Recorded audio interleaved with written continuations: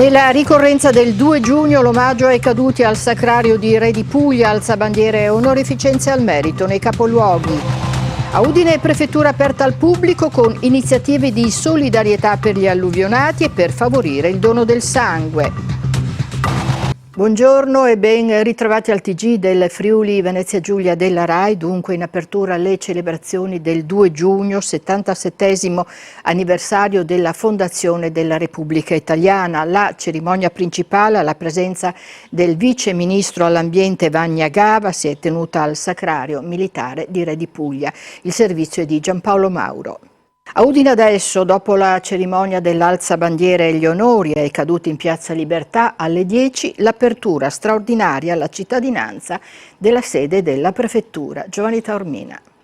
Un 77° anniversario della proclamazione della Repubblica all'insegna della solidarietà, quello svolto a Udine. Una giornata iniziata con la cerimonia dell'alzabandiera in Piazza Libertà e la deposizione di una corona al monumento ai caduti. Negli spazi della prefettura in via Pracchiuso, arrivo ed esibizione della Filarmonica di Vergnacco, della sezione Associazione Nazionale Alpini di Udine e il coro provinciale dell'Associazione Friulana Donatori di Sangue di Udine, presente anche con l'emoteca per ricordare l'importanza del dono. Alcuni intermezzi sono stati curati dal Liceo Musicale Percotto e poi anche le realizzazioni artistiche dell'Accademia di Belle Arti Tiepolo nel cortile interno della prefettura. È comunque una bella occasione per dimostrare quello che facciamo e anche una bella collaborazione con la fanfara, con il coro e con i ragazzi dell'artistico anche.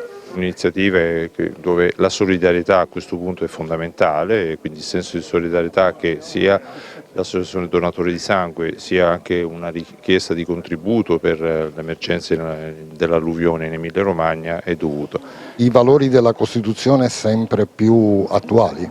Sempre più attuali e purtroppo a volte spesso dimenticati. Sono molti doveri dietro tutto, dietro la Costituzione, diritti ma tanti doveri e credo che oggi anzi l'intervista del professor Biroli si accentuerà molto su questo aspetto. Non c'era occasione migliore per portare la famiglia in una giornata così importante qui in questa struttura bellissima che forse la città di Udine dovrebbe conoscere, dovrebbe avere occasione appunto di visitarla.